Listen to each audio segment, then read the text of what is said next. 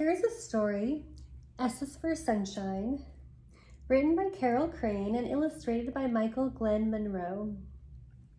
This is an alphabet book that features Florida, one of the states. And this is a special book because your dad's grandmother used to live in Florida, and she got this book for your dad. So this book has two parts. There's this part, what I'm gonna read, and there's this part over here with more information. And when you get a little bit older, you could read this book and you could read the extra information right here. So here we'll start. A is for alligator. A slow submarine with eyes, brackish water, swamps and rivers, on the banks he lies. Brackish water, by the way, is a mixture of salt and fresh water. B is for beaches. 700 miles of shells and sand, tiny little crystals sifting through my hand. The beaches in Florida look so different than the beaches in Alaska. C is for cattle rancher, cattle, crackers, and cowboys. Working the saddle, cowboys cracking their whips, miles of grazing cattle. It's not something we usually associate with Florida, but very important. D is for dolphin, dancing around my boat, diving, jumping just for me. Dolphin play is fun to see. E, Everglades starts with E, a grassy river that runs to the sea. A glade is an open place in nature. Native Americans call it Paheoki. F is for the Florida flag. Adopted in 1868, official emblem of our state, we honor the flag. It is great. G is for gardens, fruits, vegetables, and flowers, all the rainbows and colors, bathing in the sun and showers. H is for the horse conch, a colorful shell to see. Natives once used it to call from key to key. In Florida, there are islands called the Keys, and they are all these little islands that go out in a row. The Florida Keys. I is for inventor, a man of great fame. He invented the light bulb. Do you know his name? Thomas Edison. He also lived in New Jersey. J is for Juan Ponce de Leon, an explorer of old. He discovered Florida while searching for gold. Tell you something, there's no gold to be found in Florida.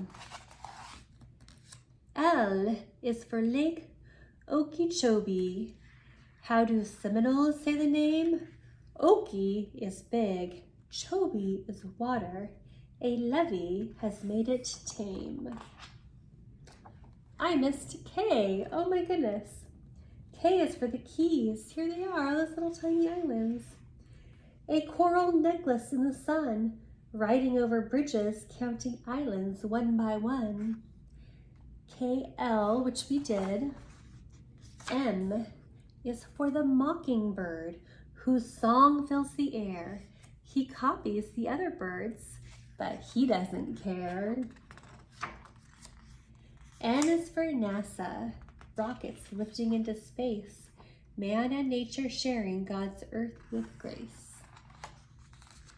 O is for orange blossoms. Orange blossom starts with O. The fragrance is so sweet. It is the state flower of Florida, and the fruit is good to eat. Oranges. P is for pirates, raiding Spanish ships for gold, sunken ships, buried treasures, stories of adventures told. Q is for queen angelfish, colorful as can be, swims right up to my mask, a stunning sight to see. R is for John Ringling, a man who loved the circus, lions, tigers, elephants and clowns, high wire acrobats, glittery gowns. S is for St. Augustine, where a coquina fort was erected. Our nation's oldest city and settlers were protected. Now we have an important letter. I hope you will agree. It is the capital of our state. T is for Tallahassee. Underwater aquarium starts with U, watching shapes all day, turtles, exotic fish, and manatee, dancing a water ballet. V is for vacationers that come for sun and pleasure. W is for Walt Disney World, a family time to treasure. X is for Xythosura, a name that's hard to say. Another name is horseshoe crab, with a tail and shell of gray.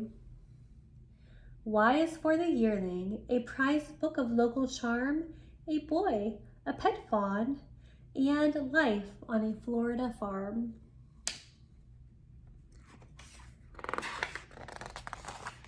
Z is for the zebra longwing, as pretty as she can be.